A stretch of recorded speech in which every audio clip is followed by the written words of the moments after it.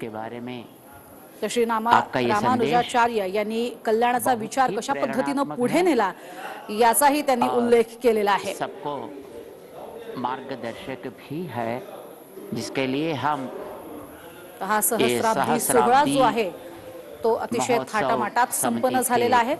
Statue of इक्वॅलिटीचं अनावरण सुद्धा अर्थातच पंतप्रधानांच्या हस्ते पार पडलंय.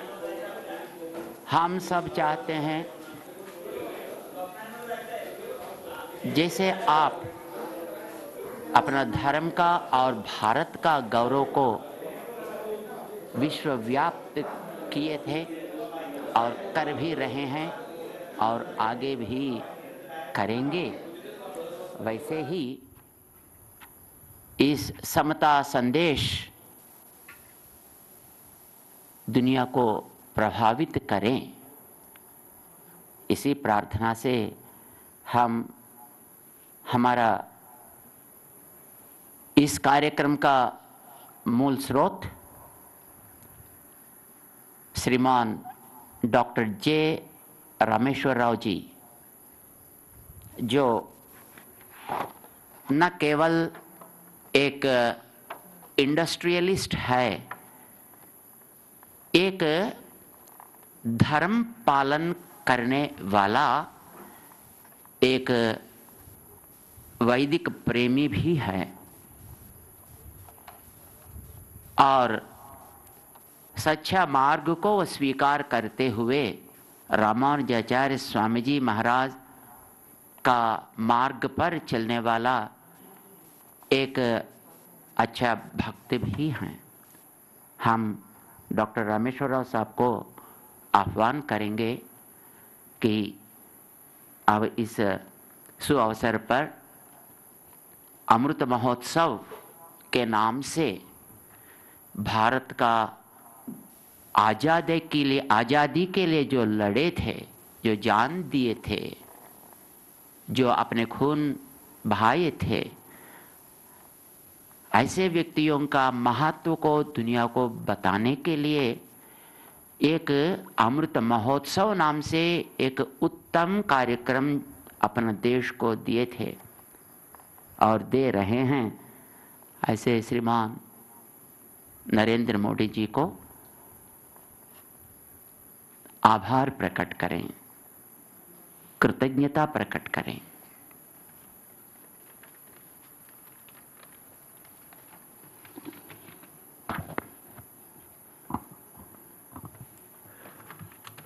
जय श्रीमन्नारायण. श्रीमते रामानुजाय नमः. On behalf of Lord Ramanujacharya Sahasrabdi Committee, I take this opportunity to thank our beloved Prime Minister Sri Narendra Modi ji and Sri Tridandi Srimanarayana Ramanuja Chinnajiyar Swami ji and Honorable Governor of Telangana Dr. Tamilisai Soundararajan ji and Honorable Union Minister Sri G. Kishan Reddy Garu for gracing this divine event. Lord Ramanujacharya strived hard throughout his life against all odds of bringing up the spirit of equality among the humankind. And his philosophy and way of life is the best way forward for the society today. It is a great fate and a fitting tribute to establish the statue of Lord Ramanujacharya. I am blessed to get an opportunity to participate in this great work as one of the firm believers of Lord Ramanujacharya. With the inauguration of the statue of Lord Ramanujacharya and dedication of Sri Sahasrabdi project to the nation by our beloved Prime Minister Sri Narendra Modi ji today, the spiritual path shown by Lord Ramanujacharya will spread throughout the world. I once again thank you, our beloved Prime Minister Sri Narendra Modi ji and all other dignitaries for their valuable participation. And I also thank support of the state government and central government and media and everybody all the participants. Thank you one and all. Jai Sriman Narayan.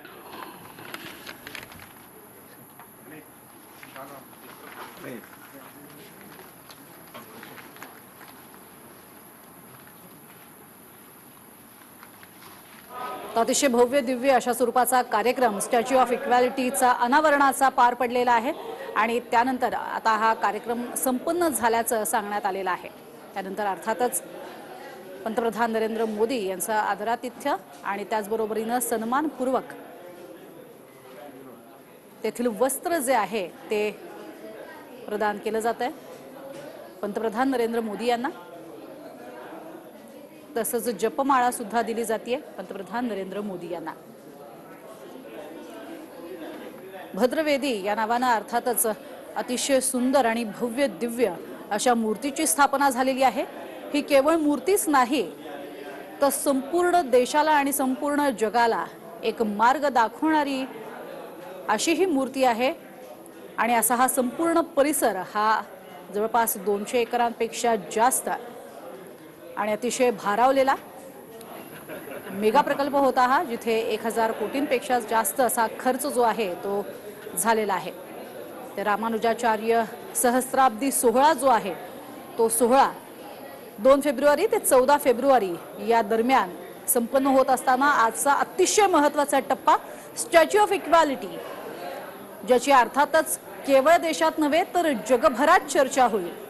भारतीय संस्कृती काय आहे, भारताचं अध्यात्म काय सांगतं आणि भारत जगाला दिशा देण्याचं काम कशा पद्धतीने करतो हे सांगण्याचं काम अर्थातच करणारी स्टॅच्यू ऑफ इक्वॅलिटी, जी जगातली दुसरी उंच मूर्ती आहे आणि ही केवळ मूर्ती नाही तर दिशादर्शक अशी ही मूर्ती आहे आणि त्यामुळे तिचं विशेष महत्त्व आहे।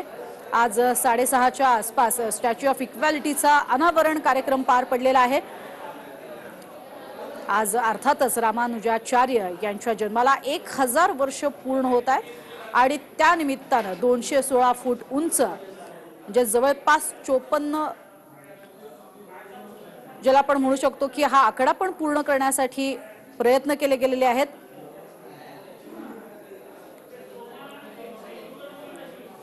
(216) हा 9 अंक जो आहे तो दर्शवतो आणि 2+1+6 असा तो 9 अंकाचा विशेष योग जो आहे तो सुद्धा साधला गेलेला आहे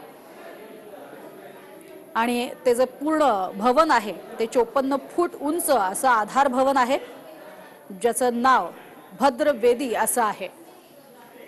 अतिशय भव्य दिव्य अशी ही मूर्ती आणि भद्रवेदी हा त्या भागातला परिसर। रामानुजाचार्य यांचा जन्म 1017 मध्ये झालेला आणि अर्थातच त्यानंतर आज इतका भव्य दिव्य सोहळा होत आहे कारण रामानुजाचार्य यांनी त्या काळात सुद्धा समानतेचा संदेश दिला, मानवतेचा संदेश दिला आणि भारत हा वारंवार मानवतेचा संदेश देणाराच राहिलेला आहे। संपूर्ण जगात सगळ्यात वेगळी ओळख जर भारताची असेल तर ती हीच आहे की मानवता जपा, माणसाला माणसासारखंच पहा, कुठल्याही स्वरूपाचे भेदाभेद राहू नयेत हे दाखवण्याचं काम हे अनेक संतांनी वर्षानुवर्ष केलेलं आहे आणि त्याचंच उत्तम उदाहरण म्हणजे रामानुजाचार्य, ज्यांचा अतिशय सुंदर आणि भव्य दिव्य अशी मूर्ती जी आहे ती जगाला संदेश देण्यासाठी बनवण्यात आलेली आहे। पंतप्रधान नरेंद्र मोदी यांच्या हस्ते अनावरण झाल्यानंतर आता या कार्यक्रम स्थळावरून ते निघालेले आहेत। 200 एकरांचा संपूर्ण पसरलेला हा जो सगळा परिसर आहे, या परिसरातील काही महत्त्वाचे जे भवन आहेत त्या भवनांची पाहणी सुद्धा पंतप्रधानांनी स्वतः केलेली आहे। अतिशय भव्य दिव्य कल्पना समोर ठेवून हा सगळा परिसर तयार करण्यात आलेला आहे। अतिशय भारावून टाकणारा असा हा परिसर आहे। अर्थातच पंतप्रधानांनी सुद्धा या परिसराला भेट दिल्यानंतर आणि अनावरणाचा कार्यक्रम पार पडल्यानंतर तेलुगू संस्कृती आणि तेलुगू जनतेचे आभार मानलेले आहेत। या संस्कृतीची महानता काय आहे ती सुद्धा त्यांनी उद्धृत केली आहे। अर्थातच जगामध्ये अनेक वेगवेगळ्या संस्कृती ज्या आहेत त्या सगळ्याच कशा भव्य दिव्य आहेत आणि सगळ्यात श्रेष्ठ कोणती संस्कृती आहे यावरती अनेकदा खल झालाय, मात्र या सगळ्यामध्ये भारतानं कायमच बाजी मारली आहे। कुठलाही स्वरूपात दिखावा न करता केवळ कर्तृत्वाच्या जोरावर भारतानं आपलं श्रेष्ठत्व सिद्ध केलंय आणि त्याचंच हे उदाहरण म्हणता येईल स्टॅच्यू ऑफ इक्वॅलिटी. या परिसरामधून आपण पाहतोय अतिशय सुंदर अशी रामानुजाचार्य यांची मूर्ती. या मूर्तीमधली जी सात्विकता आहे ती सात्विकता प्रेरणा देणारी आहे. या मूर्तीचं तेज आहे ते तेज समानतेचा संदेश देणारा आहे. इतकंच नाही तर भेदाभेद जातीभेद या सगळ्याला पार करणारं असं त्यांचं कार्य आणि त्यांचं वैशिष्ट्य हे सुद्धा जगासाठी संदेश देणारं आहे. आणि म्हणूनच स्टॅच्यू ऑफ इक्वॅलिटीचं एक वेगळं महत्त्व आहे. भद्रवेदी हा सुद्धा तितकाच भव्य दिव्य असा परिसर या ठिकाणी आहे. 54 फूट उंच असं हे आधार भवन स्थापन करण्यात आले, ज्याचं नाव भद्रवेदी असे ठेवण्यात आलेलं आहे. अर्थातच खास करून 9 या आकड्याचा वापर हा अतिशय खुबीनं करण्यात आलाय. 9 या आकड्याचं महत्त्व अध्यात्मामध्ये खूप वेगळ्या पद्धतीनं आणि विशेषत्वानं सांगण्यात आलेलं आहे. जपाची माळ ही सुद्धा 108 मण्यांची म्हणजेच 9 हा आकडा पूर्ण करणारी ही मूर्ती जी आहे ती 216 फूट उंचीची 9 आकडा पूर्ण करणारी. त्यानंतर भद्रवेदी हे जे भवन आहे हे भवन 54 फुटांचं म्हणजेच 9 आकडा पूर्ण करणारं. आणि म्हणूनच असा हा त्यांचा जन्मवर्ष जसा योगायोग आहे 1017चा त्यांचा जन्म म्हणजेच 9 आकडा त्यांनी पूर्ण होतो. आणि म्हणूनच या 9 आकड्याचं वैशिष्ट्य लक्षात घेत या विशेष आणि भव्य दिव्य कार्यक्रमाचं आयोजन करण्यात आलं होतं. 2 फेब्रुवारी ते 14 फेब्रुवारी असा हा कार्यक्रम, ज्यामध्ये अर्थातच यज्ञ याग हे मोठ्या प्रमाणात सुरू आहेत. हा संपूर्ण परिसर जो आहे तो अतिशय भारावलेला आहे. 108 दिव्य देश ज्याला मंदिरही आपण म्हणू शकतो अशी ह्या उद्यानाभोवती तयार करण्यात आलेली आहेत. 1000 कोटी रुपये खर्चून हा अर्थातच मोठा प्रकल्प जो आहे तो तयार करण्यात आलेला आहे. देवाची उपासना करत असताना अधिकारांचा कुठलाही भेदाभेद राहू नये यासाठी सर्वांना समान अधिकार, समाजामध्ये जी तेढ निर्माण झालेली आहे भेदाभेदाची ती तोडण्याचं काम रामानुजाचार्य यांनी केलेलं आहे. आणि आता त्यांची ही पंचधातूची बनलेली अतिशय सुंदर अशी मूर्ती, पंचधातू अर्थातच सोनं, चांदी, तांब, पितळ आणि जस्त याचा वापर ह्याच्यामध्ये करण्यात आलेला आहे. आणि जगामध्ये सर्वात उंच अवस्थेत बसलेली अशी ही मूर्ती तिचं वैशिष्ट्य राहणार आहे. संपूर्ण जगाचं लक्ष वेधून घेणारी श्री रामानुजाचार्य यांची ही मूर्ती आहे. साथ ही साथ उन्होंने कहा कि भारत का स्वतंत्रता संग्राम केवल अपनी सत्ता और अपने अधिकारों की लड़ाई नहीं था. एक तरफ औपनिवेशिक मानसिकता थी और दूसरी ओर जियो और जीने दो का संकल्प था. प्रधानमंत्री जी ने यह भी कहा कि नस्लीय श्रेष्ठता और भौतिकवाद का उन्माद एक तरफ था तो वहीं दूसरी ओर मानवता और आध्यात्म में आस्था थी और इस लड़ाई में भारत विजयी हुआ और यही भारत की परंपरा विजयी हुई. रामानुजाचार्य जी की भारत की एकता और अखंडता की प्रदीप्त प्रेरणा रही. उनका जन्म भले ही दक्षिण में हुआ लेकिन उनका प्रभाव दक्षिण से उत्तर और पूरब से पश्चिम तक समूचे. समता की इस धरती पर श्रीमन आपका स्वागत है. स्वागत सुंदर माला ओम से श्रद्धा पूर्ण स्वीकार करें. समता मूर्ति स्फूर्ति केंद्र की ऊर्जा को अब जान लें.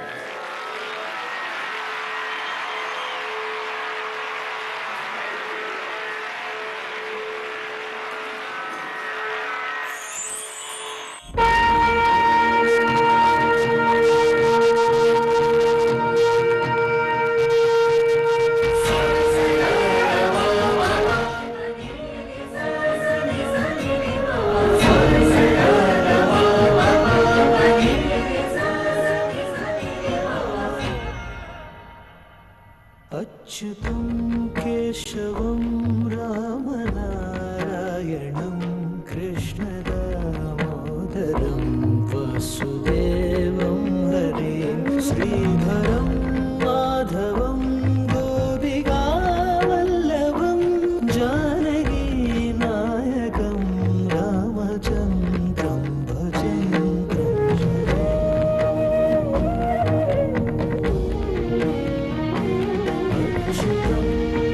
Shubham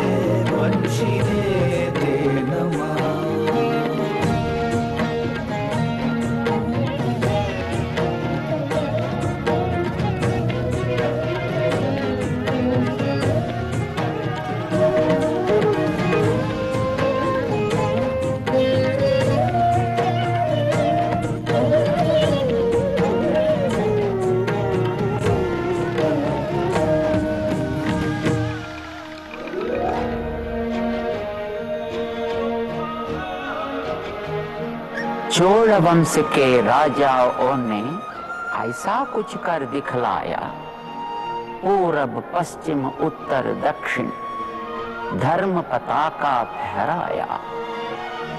दूर विदेशों के वासी भी वैदिक धर्म अपनाते थे, अपनी ही इच्छा से वे वैष्णव जन बन जाते थे।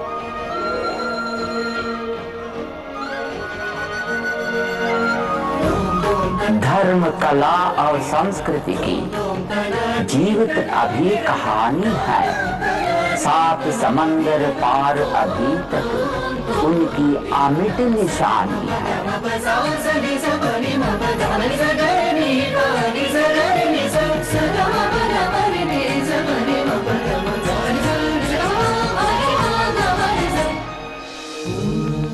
ओम नमो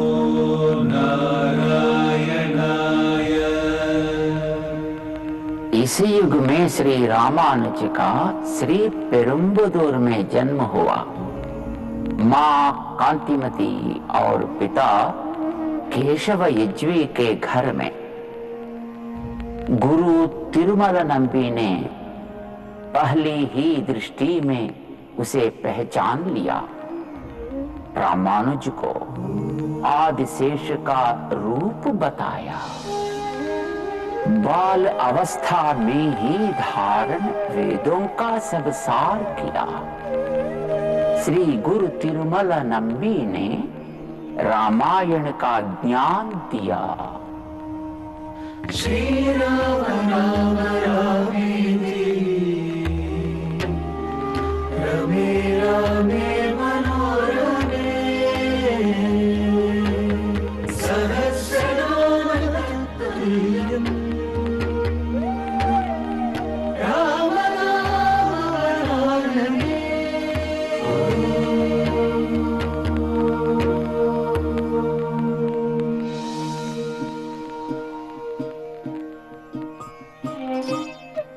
सर्व ज्ञान संपूर्ण होने पर भी श्री रामानुज 5 गुरुओं के शिष्य बने।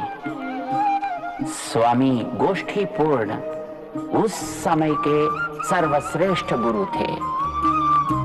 उनको भगवद गीता के चरम श्लोक और अष्टाक्षरी महामंत्र के रहस्यों का ज्ञान था। श्री रामानुज उनके शिष्य बनना चाहते थे। मंत्र की शिक्षा ऐसे ही नहीं मिलती, पहले अपनी क्षमता सिद्ध करो।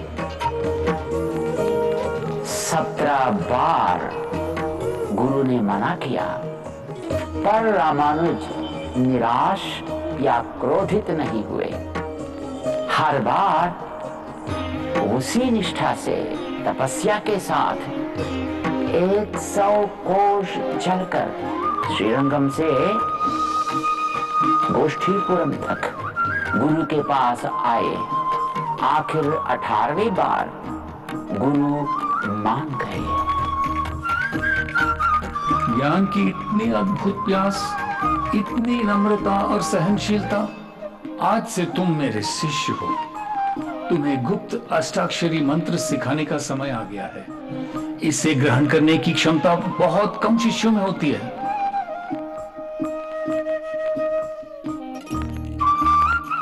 कैसा मंत्र ये है गुरुवर, मानो स्वर्ग के द्वार खुल गए हैं। रामानुज चढ़ गए मंदिर के शिखर पर। हर जिज्ञासु के लिए मंत्र की घोषणा की।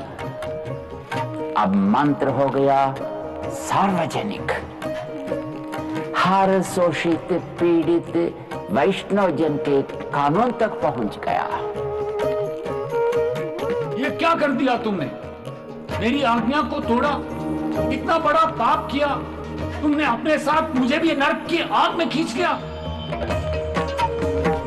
फिर रामानुज बोले, मंत्र को गुप्त न रखने का निर्णय सिर्फ मेरा था।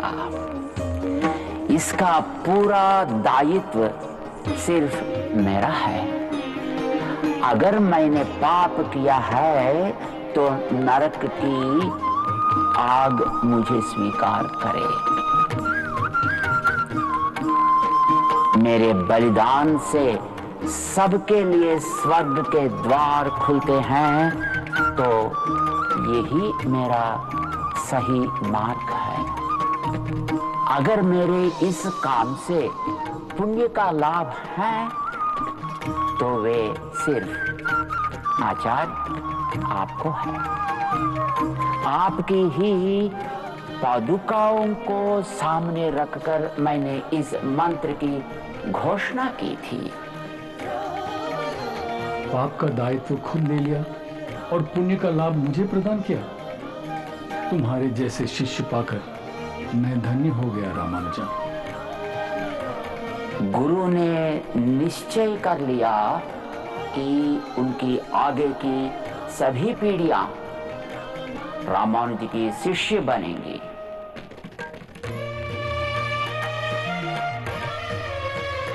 सारा विश्व है तन उनका, यही प्रेम का संदेश दिया। नारायण के दर्शन को द्वार हृदय का खोल दिया। शोषित और दलित को भी प्रभु सेवा का मान दिया। मंदिरों के द्वार खोले, समता का संदेश दिया।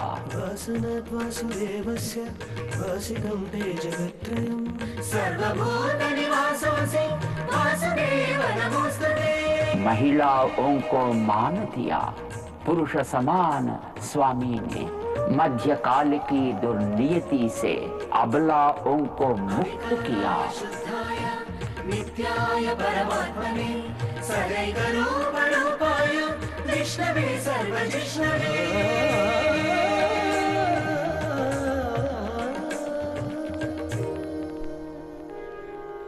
कौसल्या सुप्रजा रामा पूर्वा संध्या प्रवर्तते।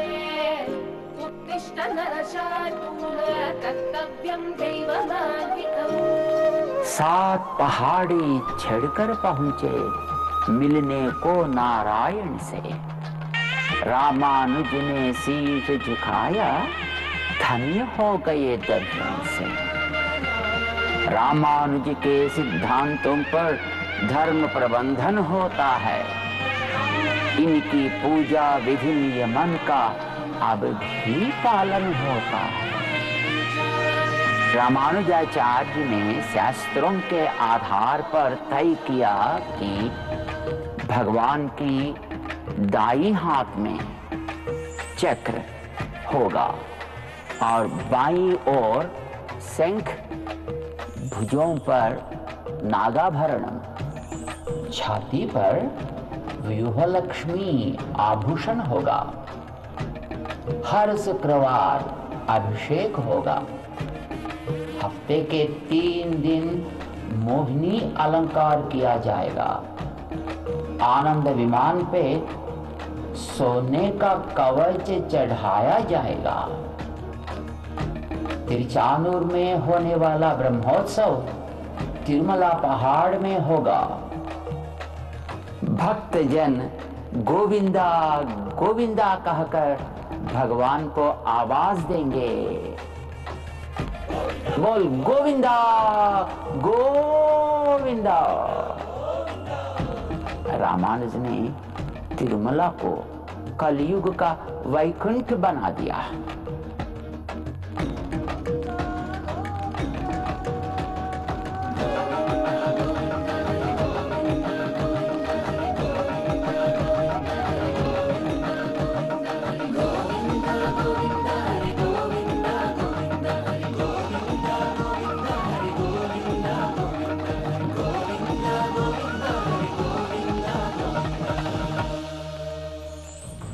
यूं ही आए नहीं हो तुम, भगवान ने तुम्हें बुलाया है। यह मंत्र अभी तुम दोहराओ, पावन अवसर आया है। ओम नमो नारायणाय।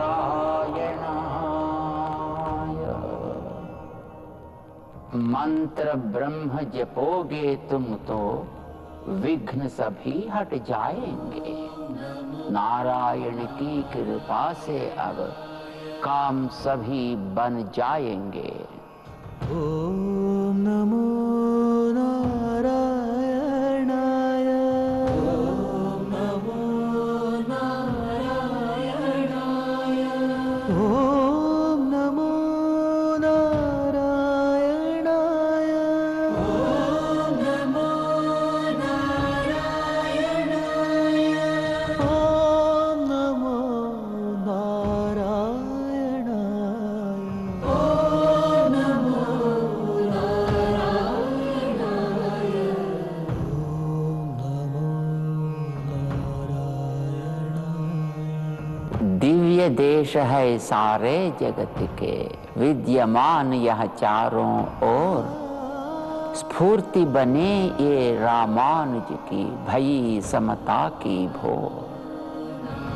मांग है यही अब समता की, हम रामानुज से पाएंगे। भर के मन के हर कोने में इसकी ज्योत जगाएंगे, इसका नाम सुनाएंगे। ओम नमो नारायणाय।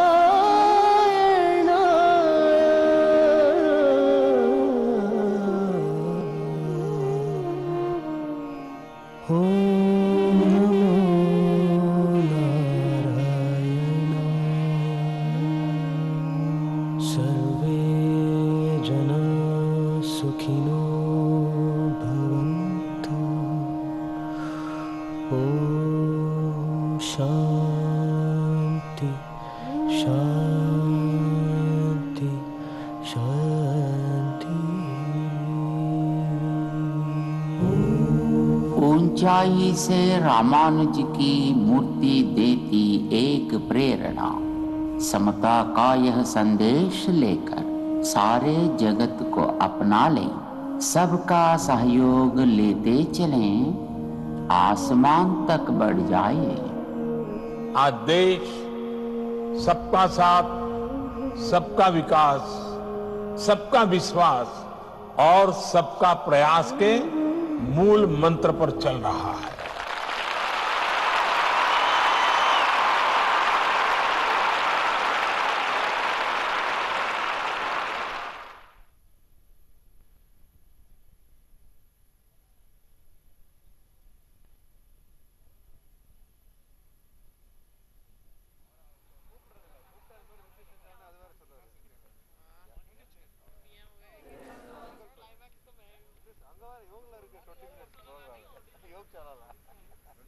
अतिशय भव्य दिव्य अशा या कार्यक्रमाची जी आहे ती सांगता होत असताना सुद्धा श्री रामानुजाचार्य यांचं लहानपणापासून ते अर्थातच त्यांच्या तारुण्यापर्यंतचं जे कार्य आहे ते कार्य दाखवण्याचा प्रयत्न झालेला आहे।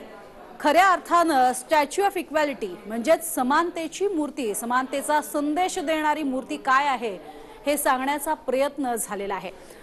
अर्थातच हे सगळं होत असताना एक महत्त्वाची बाब लक्षात घेण्यासारखी की 5 धातूंचा यामध्ये वापर करण्यात आलेला आहे आणि केवळ पंचधातूच नव्हे तर 1800 टनापेक्षा जास्त पंचधातूचा वापर करण्यात आलेला आहे।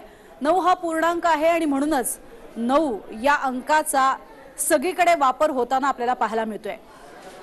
तो अर्थातच ठरवून केलेला नाही। आता पंतप्रधान नरेंद्र मोदी हे थोड्याच वेळात निघतील, मात्र 9 आकड्याचं विशेषत्व हे प्रधानमंत्री नरेंद्र मोदी प्रामुख्याने सांगण्यात आलेलं आहे। कार्यक्रम 1017 मध्ये धीरे धीरे अब यज्ञशाला की तरफ प्रस्थान कर रहे हैं। पेरुंबदूर इथे त्यांचा जन्म झाला, म्हणजेच 1 जगद्गुरु अधिक 0 अधिक रामानुजाचार्य 1 अधिक 7 म्हणजेच 9 हा आकडा आपल्याला पाहायला मिळतो।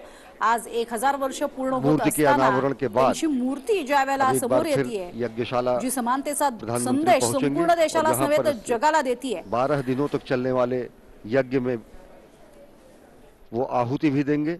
इससे पहले की जो परंपरा थी वो ये थी विश्वक सेना की आहुति, और उस आहुति को प्रधानमंत्री नरेंद्र मोदी ने देश के अमृत महोत्सव के लक्ष्य को समर्पित किया।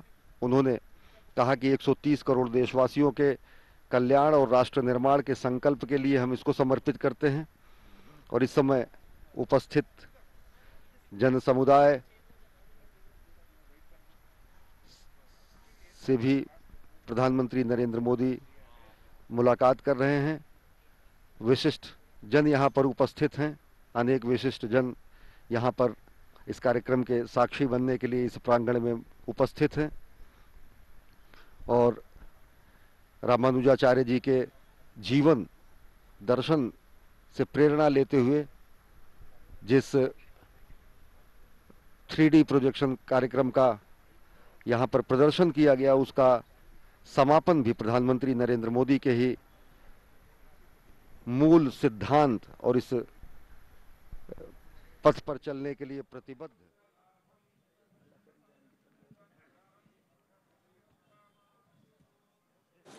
आपण बघतोय आता पंतप्रधान नरेंद्र मोदी या ठिकाणावरून प्रस्थान ठेवतात। विशेष अतिथी जे या ठिकाणी पोहोचलेले आहेत अशा सर्वांचे आभार मानत आणि या सर्वांचा निरोप घेत पंतप्रधान नरेंद्र मोदी हे मार्गस्थ होतील। स्टॅच्यू ऑफ इक्वॅलिटी अर्थातच अतिशय भव्य दिव्य असा हा कार्यक्रम जो आहे या ठिकाणी पार पडलाय। मात्र हा कार्यक्रम इथे जरी पार पडलेला असता, मूर्तीच्या अनावरणाचा जरी हा कार्यक्रम असला तरी 14 फेब्रुवारी पर्यंत कार्यक्रमाचं आयोजन जे आहे ते करण्यात आलेलं आहे। महायज्ञ जे आहेत ते या ठिकाणी होत आहेत।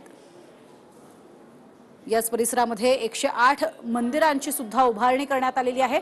पुन्हा एकदा पूर्णांक 9 याचा वापर इथे करण्यात आलेला आहे आणि त्यासाठी 108 भव्य अशा मंदिरांची उभारणी या ठिकाणी करण्यात आलेली आहे। इतकंच नाही तर या मूर्तीची वैशिष्ट्य सांगायची तर 120 किलो शुद्ध सोन्याची एक 54 इंची मूर्ती सुद्धा इथे तयार करण्यात आलेली आहे। तर 108 दिव्य देश या ठिकाणी म्हणजेच मंदिरे जी आहेत ती बनवण्यात आलेली आहेत। इतकंच नाही तर 216 फूट अशी ही उंचीची मूर्ती आहे जिचा अंक अर्थातच 9 येतो। तसंच दंडी जी आहे हातामध्ये ती सुद्धा 63 फूट उंचीची आहे ज्याची बेरीज पुन्हा एकदा 9 येते।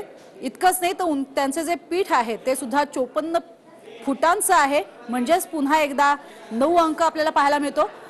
तर ज्या कमळावरती ते विराजमान आहेत, एक जगतरूपी कमळ आहे ज्या कमळावरती श्री रामानुज विराजमान आहेत। हे जे कमळ आहे त्या कमळाच्या ज्या पंक्ती आहेत, ज्या पाकळ्या आहेत त्या सुद्धा 36 आहेत म्हणजे तिथे सुद्धा पूर्णांक 9 येतो। त्याच बरोबरीने हा योग मूळ अंक 9 हा सगळीकडे वापरलेला आपल्याला पाहायला मिळतोय। श्री रामानुजाचार्य यांनी समतेचा संदेश कशा पद्धतीने दिला, जातीभेदाच्या ज्या भिंती होत्या त्या कशा त्यांनी अतिशय नम्रपणे आपल्यातलं चातुर्य दाखवून तोडल्या आणि समानतेचा संदेश दिला, तेच पुन्हा एकदा पाहायला मिळाले।